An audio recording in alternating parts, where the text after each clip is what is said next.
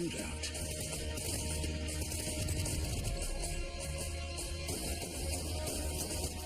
And a violent bank robbery.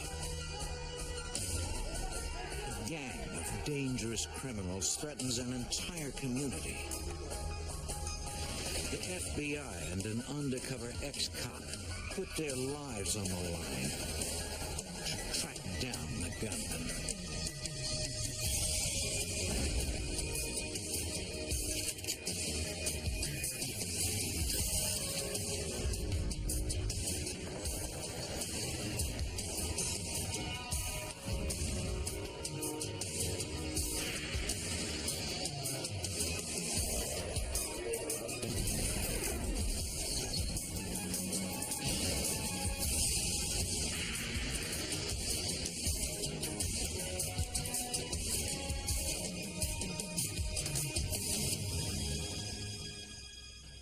In the late 1990s, one criminal terrorized an entire community.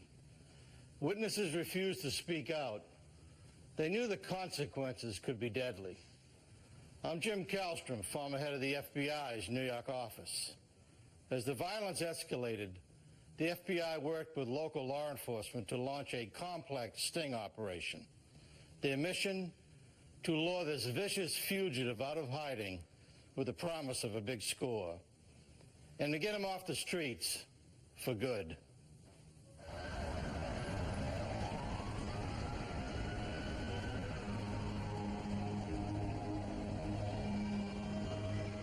Camden, New Jersey, located just across the river from Philadelphia.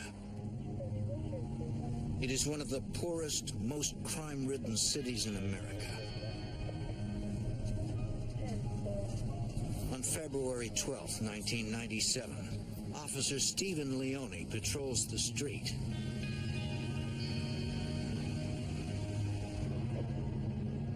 It's 4:20 a.m.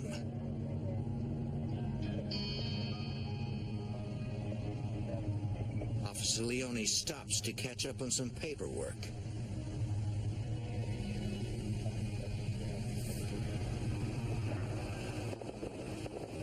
I heard a massive amount of gunfire coming from the east side of Camden. Gunfire in excess of 50 rounds.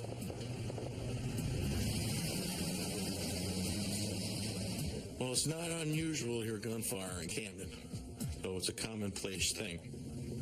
And I try to locate the general area before I put out a call for an assistance, so we didn't have cops running all over the place. Officer Leone drives toward the area of the gunshots. The streets are deserted until a suspicious car appears. Officer Leone pulls in behind the car.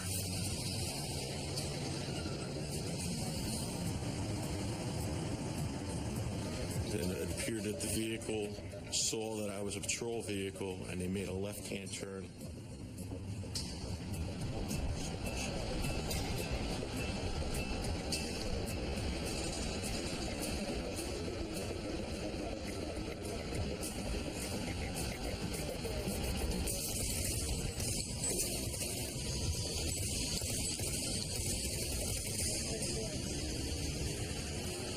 I went down on the seat, and then I came up and I could taste my own blood. Hit in the face. Somehow he pulls himself out of his vehicle. I bailed out of the car to take up a tactical position in the rear of my vehicle in case my assailants attempted to come back or they were still in the area. I knew I was hit. I knew I was hit with a bullet in the face and the head, and I didn't know how serious I was hurt. I radioed an officer down, officer shot, shots fired. Officer down, officer needs assistance immediately. My location, shots fired. Within minutes, Camden police and rescue units respond to the scene. Did you get a description of the vehicle? Despite his wounds, Officer Leone gives them a description of the shooter's car. Paramedics try to stabilize him for transport to a nearby hospital. The officer has bullet fragments embedded in his face. I took 3 in the scalp, 1 in my left eye socket, 1 in my right eye socket, and a little piece of my nose. I was lucky I didn't lose my vision. Paramedics rush Officer Leone to the hospital, while investigators scour the scene looking for evidence. Camden County Prosecutor Lee Solomon. The idea that somebody would be so brazen, so arrogant, to fire a weapon at a police officer is something that we mobilize against very quickly. Investigators search the area looking for the shooter's vehicle. Police are called to a house not far from the crime scene. A neighbor heard gunshots earlier that evening. We got a call for shots being fired out here. They notice the front door is riddled with bullet holes. I hear something banging in the door. According to the man, earlier that night, someone tried to break down his front door. Coming in to get me. The resident grabbed his gun. The intruders heard him moving in the house and opened fire. The resident returned fire, forcing the attackers to retreat.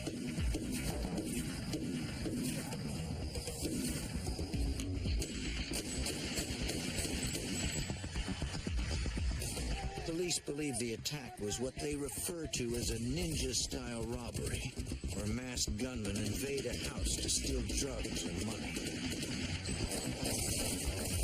Over 50 rounds are fired into the house.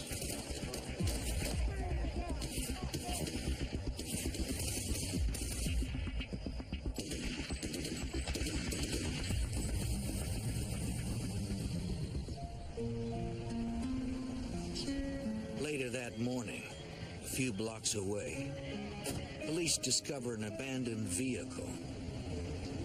174. The car matches Officer Leone's description of the vehicle used in the shootout. There was broken glass, there was expanded shells from the AR-15 and a .45 caliber pistol found in the car. And there was blood in the vehicle. It was apparent to investigators that one of the perpetrators had been wounded. The officer runs the license plate. The car belongs to a woman who lives in the neighborhood. A SWAT team prepares to storm the house in case the shooters are still inside. And there was an elementary school which they closed for the day because they thought there'd be a gun battle with these individuals that were heavily armed. Inside the house, there is no sign of the gunman.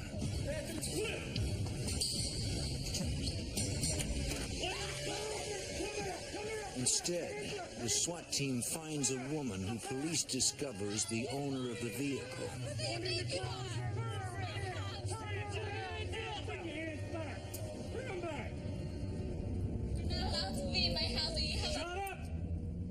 They learn that she is the girlfriend of Charlie Rodriguez, one of Camden's most violent criminals. Between 1984 and 1989, Charlie had been arrested for weapons and drug charges as well as making terrorist threats. Crazy Charlie was known as a guy who would do anything. No violent act was beyond him. Crazy Charlie was the kind of guy that would shoot at a cop, would shoot at an old person, would shoot at a young person, would shoot indiscriminately. SWAT finds no sign of the gunman. Police search the premises and question the girlfriend. What's her What are name? you doing in my house? What's her name? She tells them she was at work at the time of the shooting and that she had reported her car stolen. Investigators search the house and find drops of blood. They call for forensics to collect the blood as Send the evidence. evidence tech to collect some evidence, please. I have some blood on the scene. Okay, we're doing a camera. Investigators canvass the area, questioning the girlfriend's neighbors. They find someone who remembers seeing a few men leaving the girlfriend's house very early that morning. After looking through a photo lineup, he identifies one of the men. According to police records, the suspect is Jose Baez, on parole for manslaughter and weapons violations. Police track Baez to an apartment in Deptford, New Jersey.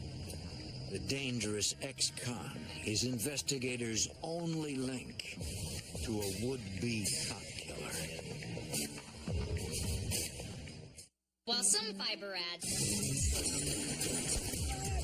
A violent rampage in Camden, New Jersey results in the shooting of a police officer. Evidence leads investigators to Jose Baez, an ex-con they believe was involved in the shooting. Baez is quickly taken into custody. Investigators notice the suspect has a wound on one of his hands. He recently sustained some type of bullet wound to his hand that he tried to sew up using thread himself. Police arrest Baez for parole violations and take a sample of his blood for DNA testing. In the lab, Baez's blood is compared to evidence gathered in the Leone shooting. And they were able to match the blood from him to the blood found on the scene, in the vehicle and at the house. Investigators now have proof that Baez was in the car at the time Officer Leone was shot. But they don't have evidence to suggest that he actually pulled the trigger. At first, Baez refuses to talk to authorities. But after 2 weeks in custody, he asks to meet with the investigators. Jose, you already remember at your rights, so I have to go over that with you. I'm an investigator with Camden County, and I'm trying to figure out information about the shooting. Baez finally agrees to talk, but only if police take steps to protect his family. He says that Charlie Rodriguez, Crazy Charlie, was involved in the ninja robbery as well as the Leone shooting. I believe that Baez ultimately cooperated because Charlie had threatened his family. And out of fear that something might happen, he had cooperated. The Camden County Prosecutor's Office obtains a warrant on Charlie Rodriguez for the attempted murder of a police officer. They also offer a $1,000 reward for information leading to his arrest. In the month following Officer Leone's shooting, police question their informants. All they learn is that Charlie is hiding somewhere across the river in Philadelphia. Since Charlie is believed to have fled to another state, local police turn to the FBI for help. FBI agent John Tam obtains a federal warrant and leads a multi-state hunt for Charlie Rodriguez. I start by getting good photographs, reviewing his prior criminal records, and I also review prison records to see who their cellmates were, who visited them while they were in prison, and an attempt to identify people they might be in contact with. Over the next few months, agents continue to question their informants and learn that Charlie is hiding in a tough Philadelphia slum known as the Badlands. A very tough neighborhood, a lot of drug activity, difficult to police. At the same time, on the crime-ridden streets of Camden, the FBI is running an unrelated drug investigation. And Special Agent Jim Walsh gets an unexpected tip.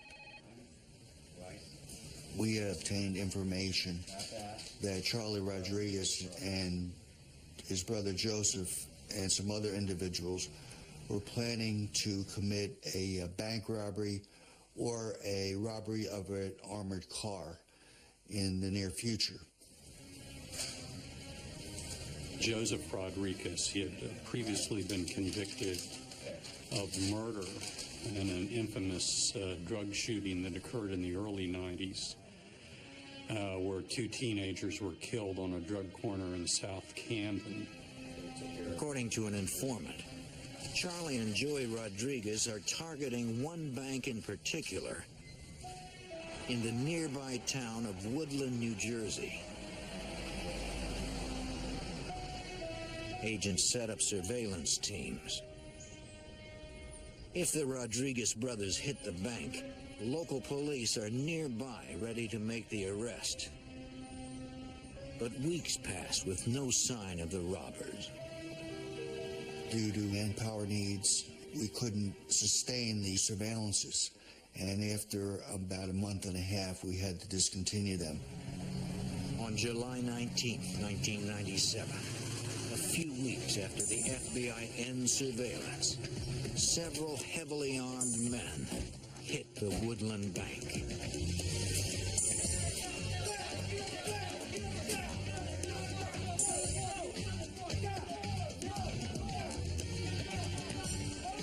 One teller is too frightened to move.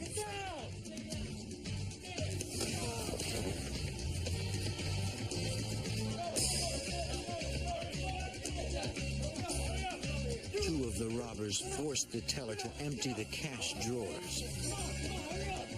The remaining robber guards the lobby and calls out how much time has passed.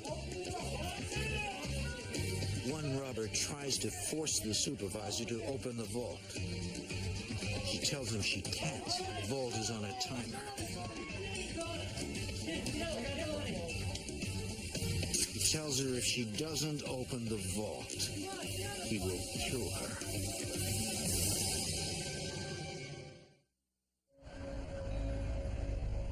In New Jersey, the shooting of a Camden police officer launches an FBI manhunt for a violent ex-con named Charlie Rodriguez. 5 months later, 3 men carrying semi-automatic weapons burst into a bank in Woodland, New Jersey. The bank supervisor can't open the vault. It's on a timer.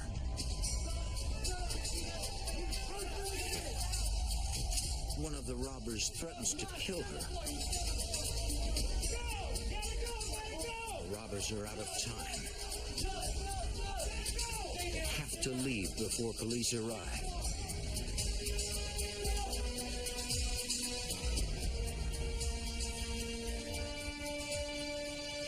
The bank supervisor escapes with her life.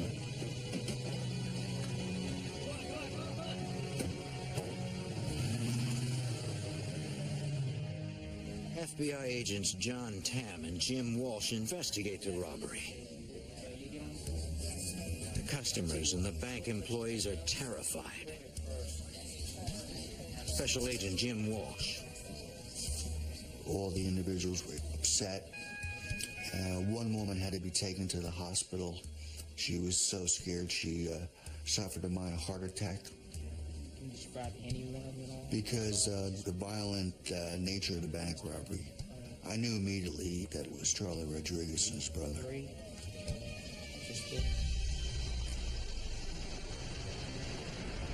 Agents and police watch the bridges to Pennsylvania and the New Jersey Turnpike for the Rodriguez brothers.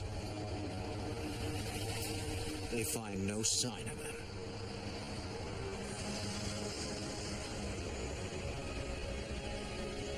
At the FBI office in Cherry Hill, New Jersey, Agents Walsh and Tam study surveillance photos and footage from the bank's security cameras, looking for clues. Special Agent John Tam. We got a good look at the weapons they were carrying, which were semi-automatic rifles, what is known as an AR-15. It's a very dangerous weapon because standard law enforcement body armor will not stop that round. Although agents feel confident the robbers are Charlie and Joey Rodriguez, They cannot positively ID them from the surveillance. Joey Rodriguez continues to live openly in Camden. The FBI doesn't have enough evidence to arrest him. Agents watch Joey, hoping he will lead them to Charlie. He realized that he was the connection, if there was any, to his brother, and they stayed away from each other. Over the next 7 months, the Camden, New Jersey area is plagued by a string of bank robberies. The Rodriguez brothers are possible suspects, but police have no hard evidence to link them to the crimes. Moorestown, New Jersey, a bedroom community north of Camden.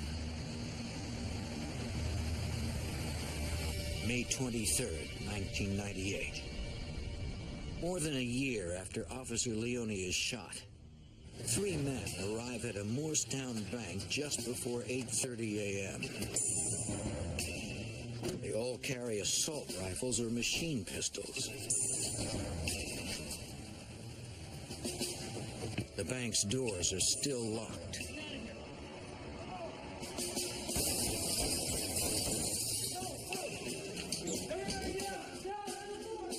The robbers have lost precious time.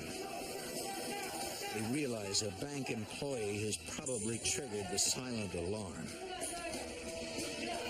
2 of the robbers force tellers to empty the cash drawers.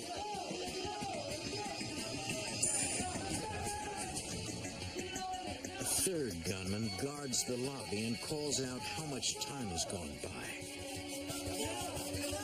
The robbers are tense. They decide the tellers are moving too slowly.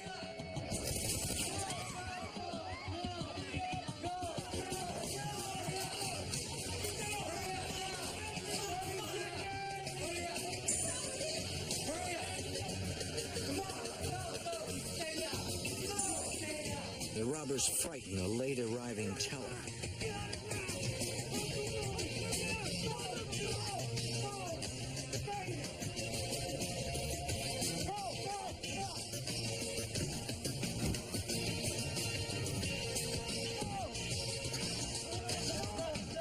The getaway car won't start.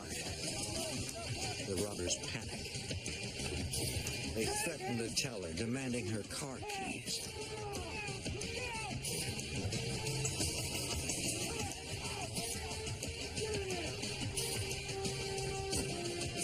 They escape in her car.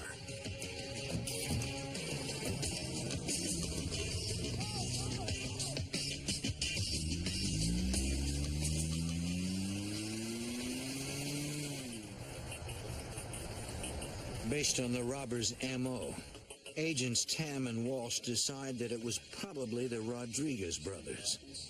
Same builds. Surveillance photos from the robbery provide even more clues. The weapons, masks, and even some of the clothing look identical to those used in the Woodland Bank robbery. The pictures prove that they were, in fact, similar type clothing worn. But the 2 agents lack enough evidence to charge either Rodriguez brother with bank robbery. The gang's M.O. seems to be evolving. With each robbery, they are becoming more dangerous. The violence of this group was escalating. Eventually, somebody was going to be killed. Agents Tam and Walsh meet with the local law enforcement agencies in the cities and towns in the Camden, New Jersey area, advising them of the gang's M.O. In late July 1998, Agent Tam gets an intriguing lead from Lieutenant Roy Whitmore at the Merchantville, New Jersey Police Department. I know an individual who may be able to help us. I know a gentleman. He said, I have an individual who grew up with Rodriguez and who knows his brother fairly well, who might be willing to locate Crazy Charlie Rodriguez. A year and a half into the investigation, The FBI has the potential to develop an informant with access to information about Charlie Rodriguez. It was the biggest break possible because we had been looking essentially in the blind for somebody to cooperate with us and give Charlie Rodriguez up. Lieutenant Whitmore arranged for me to meet this person. The informant is a former police officer who was forced to resign due to a minor weapons infraction. The ex-cop says he wants to stop Charlie before anyone else, especially a police officer, is shot or killed.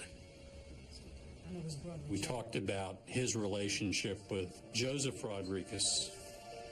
The agents theorize that Joseph is somehow in contact with his brother so they can plan robberies.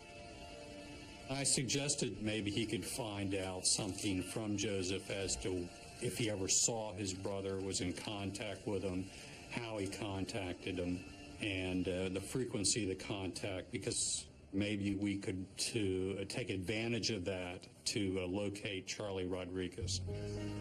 Agents Tam and Walsh develop a plan to use their informant to lure Charlie out of hiding. They know that the ex-cop used to sell guns.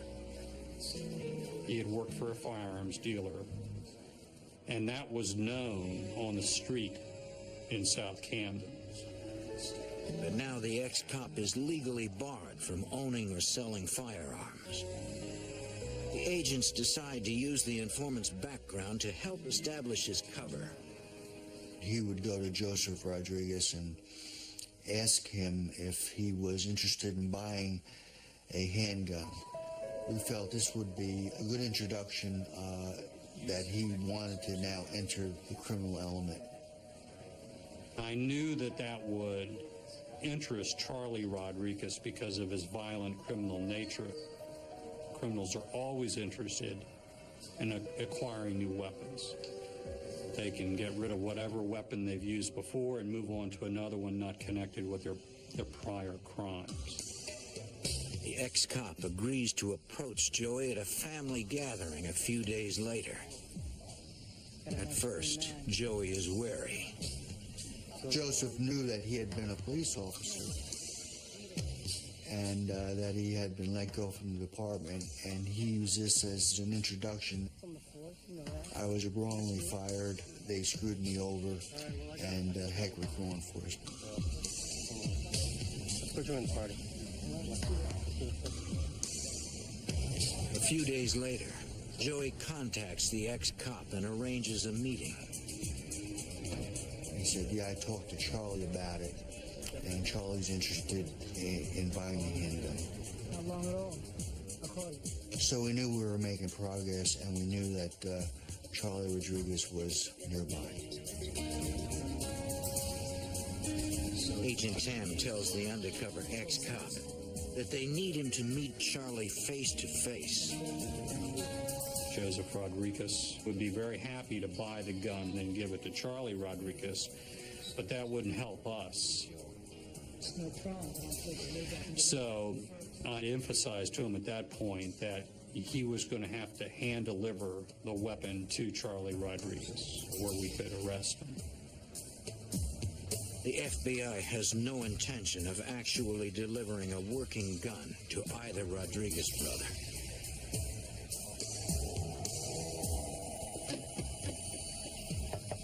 The ex-cop goes to Joey's apartment to try to set up the sale.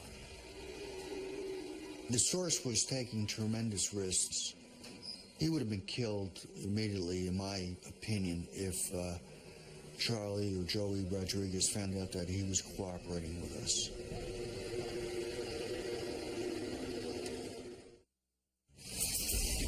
Camden, New Jersey, 1998. An ex-cop embarks on a dangerous undercover operation for the FBI. Charlie Rodriguez, also known as Crazy Charlie, is suspected of shooting a police officer and robbing banks.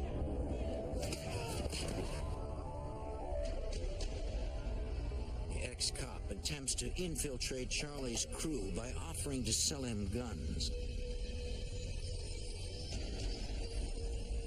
The undercover informant meets with Charlie's brother.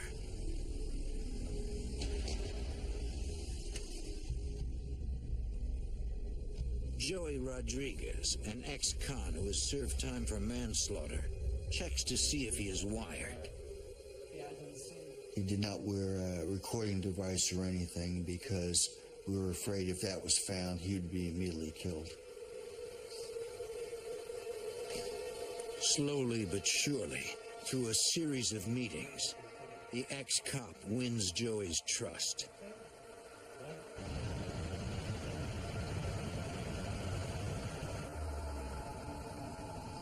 The undercover informant tells FBI agents John Tam and Jim Walsh that Joey even asked him for advice on an upcoming robbery.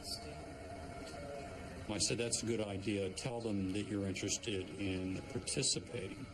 And I thought maybe that would give us some more information about where they were, where they might be meeting, and we could interrupt them before they really got the whole thing going.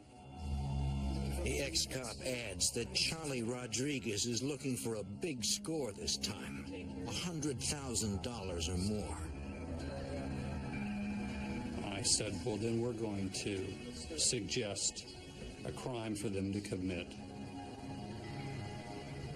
If they want to rob somebody, we're going to give them a target to rob.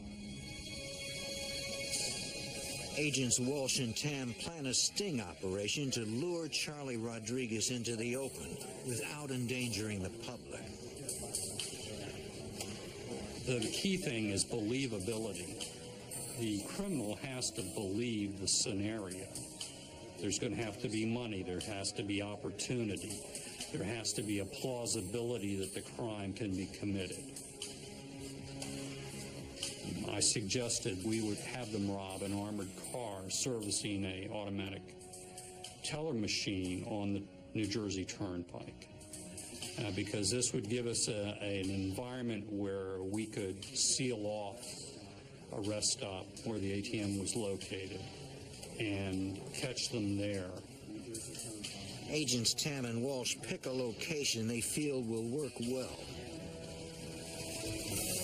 And we selected a rest stop located in Cherry Hill, New Jersey.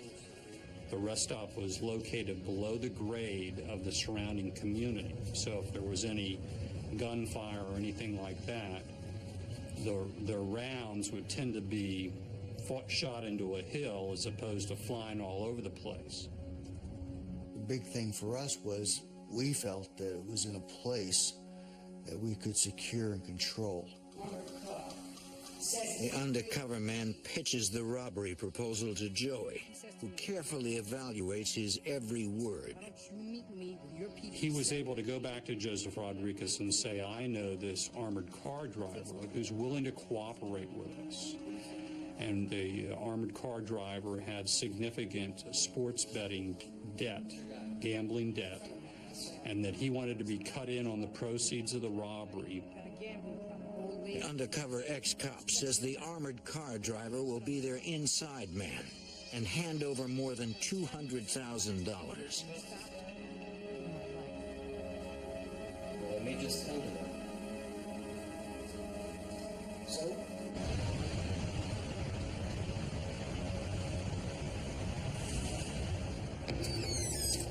2 days later, Joey gets back to the ex-cop with an answer. Joseph Rodriguez said, Charlie thinks it's a great idea. Let's go ahead with a plan and do this. Joey says he wants to check out the rest area with a third person. Who's that? A friend of mine. I don't know. The ex-cop is concerned by the sudden change in plans. Joey says, don't worry about him. He's okay. You can trust him. The newcomer's name is Jose Soto. Soto had an extensive and violent criminal record. He'd also been convicted of second-degree murder and was out on parole. and they drove to the rest stop and basically checked it out to see if they would be able to pull off this robbery. The rest area has a back service road. It will allow them to enter and leave the rest stop without ever going onto the turnpike. They knew they could get away and probably not be seen by anybody. The undercover informant tells the FBI that Charlie Rodriguez, the target of the sting, has approved the robbery for August 27th.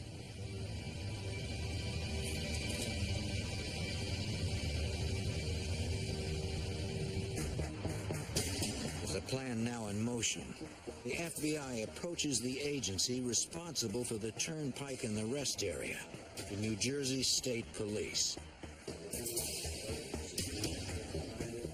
Agent Tam briefs Lieutenant Colonel Robert Dunlop. Dunlop's troopers will shut down the entire area and the turnpike to protect the public. We always have the news helicopters up in the air, radio stations would have broadcasted that there was a backup on the turnpike. To make this thing work, we had to coordinate this where we would shut this rest area down just moments before our suspects arrived. So it wouldn't spook anyone. SWAT teams will be positioned at the turnpike entrances and inside buildings in the rest area. 3 days before the sting, Tam and Walsh meet with FBI and police SWAT leaders to go over the plan to capture the Rodriguez brothers in Soto. We knew they were going to be heavily armed. And we knew that, at least in the case of Charles Rodriguez, they had a propensity to shoot people when confronted. The plan is to evacuate the rest area minutes before the Rodriguez gang arrives. The FBI's informant will park behind the rest area, but then walk to the front of the building to get out of the line of fire. Yeah, we're just talking about right now what we're going to be doing. The SWAT team will be hidden inside a delivery truck. Backup, snipers will be positioned on a rooftop.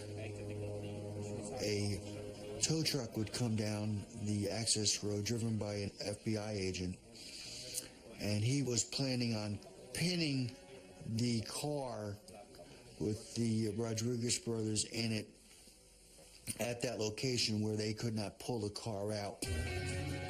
Once the gang is trapped, the SWAT team will make the arrest. The plan was a good one in the sense that if they had a lick of sense, they would surrender. August 27th, 1998. Agents and state police assemble at the rest area. Check, roger that. The trap is set. 5 in position. Check.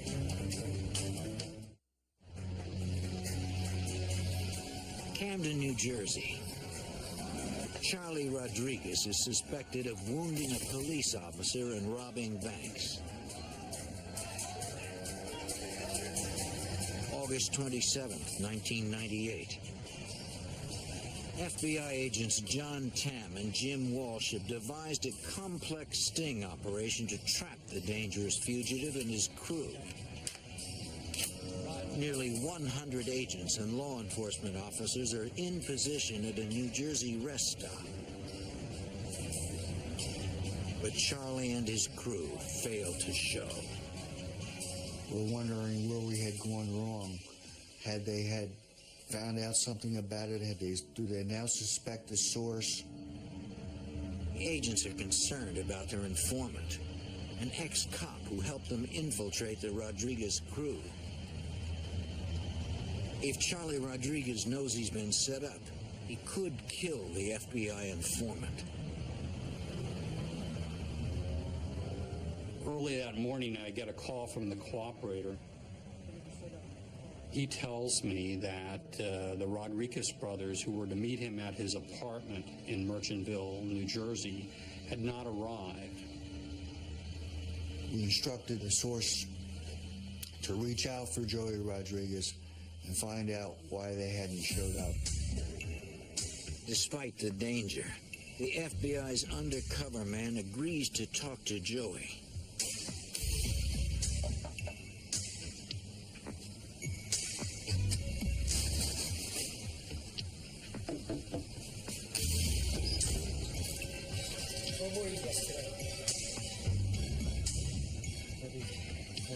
Joey says that the day before, sheriffs came looking for one of the crew, Jose Soto.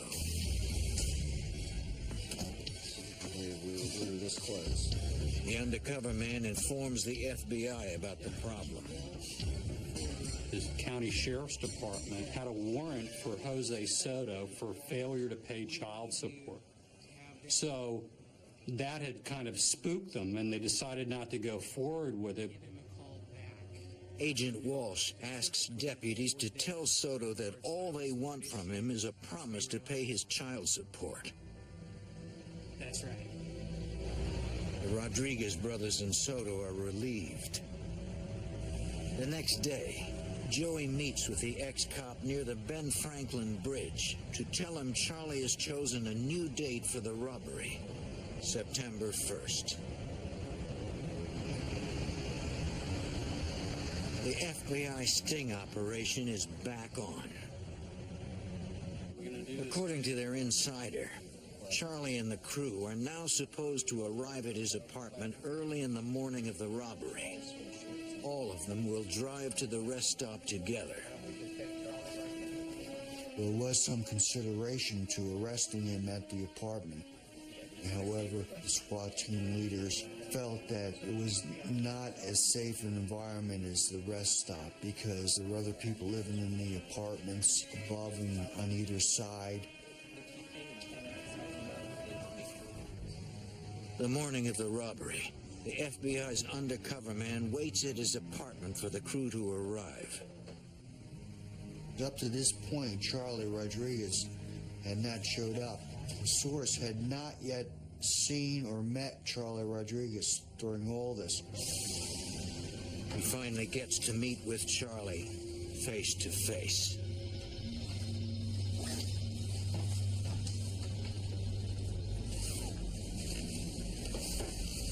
Charlie, it's good to finally see you. Can I get something to eat? What do you want? Donuts.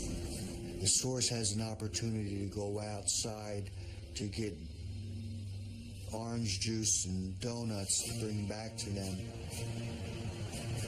He takes the opportunity to call Agent Tam. The robbery is going forward as planned. Yeah, they're in the apartment.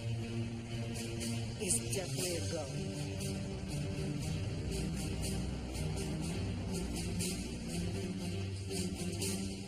At the apartment, the crew puts on bulletproof vests and checks their weapons.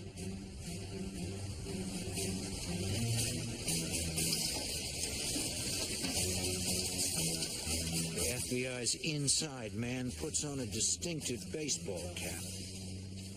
We had him wearing a baseball cap that everybody would recognize so that they would know that he was the cooperator. The robbers leave for the rest area in 2 stolen cars.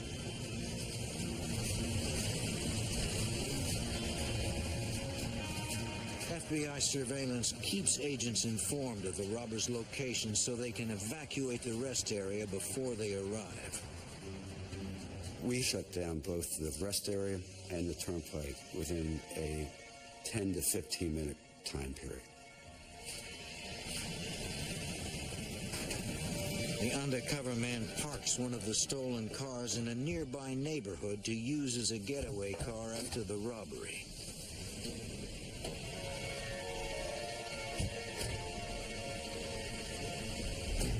He then drives the Rodriguez brothers and Soto down the back road toward the rest area.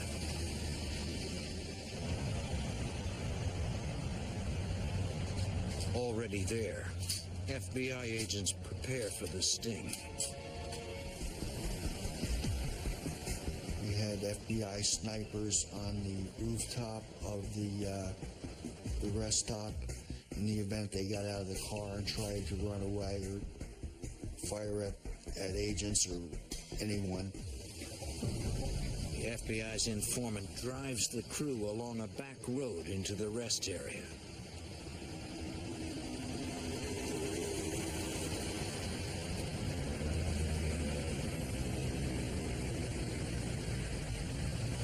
source parked exactly where he was told to park.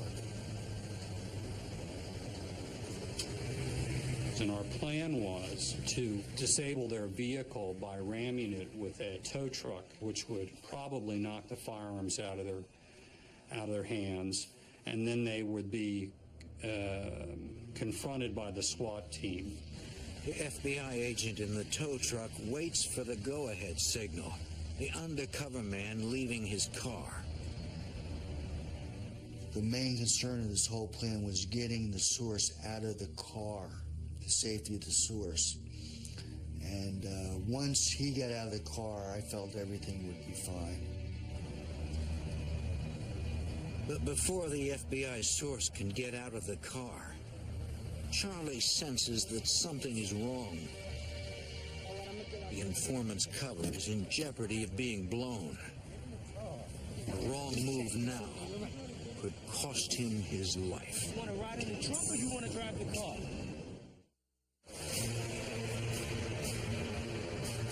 At a rest area in New Jersey, the FBI launches a sting operation to catch a gang of dangerous bank robbers. Gang leader Charlie Rodriguez senses a trap. He forces the driver of the car, an FBI cooperator, back into the car, preventing an FBI SWAT team from moving in. The undercover man is trapped.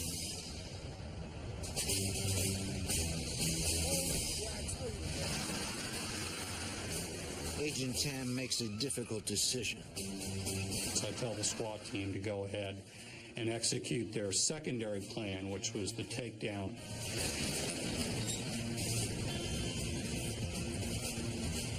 And that also involved the tow truck ramming the car. The tow truck drives around to pin the robber's car. As the tow truck approached, Charlie told the source, "Something's wrong here. This is a setup. Let's get out of here." Needing to protect his identity, the FBI's undercover man speeds away from the SWAT team. One of the gunmen tries to shoot at the agents. The SWAT members open fire. When the gunfire erupted, I think all of us in the back of our minds were saying, I hope we don't end up hitting our confidential source. The tow truck slams into the rear end of the getaway car.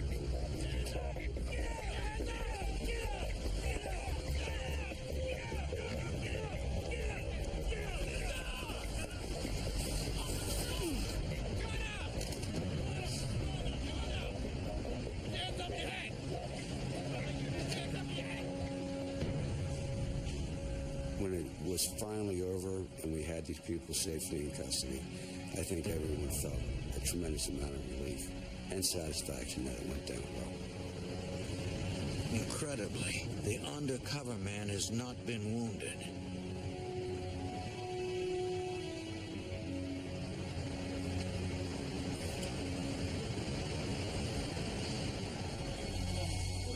FBI agents recover a huge arsenal of weapons from the Rodriguez brothers in Soto. The amount of weapons and the amount of ammunition that was recovered from inside this car was something that I have never seen or heard of before. It's more firepower than would be necessary to rob 1,000 banks. For them to actually have been arrested without anyone getting hurt with the kind of ammunition and the kind of weapons that they had in their person was an incredible feat. The Rodriguez brothers were violent criminals. I mean, they'd killed before, they would kill again. And the only solution to that is to lock them up forever, which was the ultimately what happened here. On March 30th, 2000, Jose Soto was sentenced in federal court to 37 years for the attempted armored car robbery and weapons violations. Charlie and Joey Rodriguez are sentenced to life without parole for 2 bank robberies, the attempted robbery of an armored car, and weapons violations.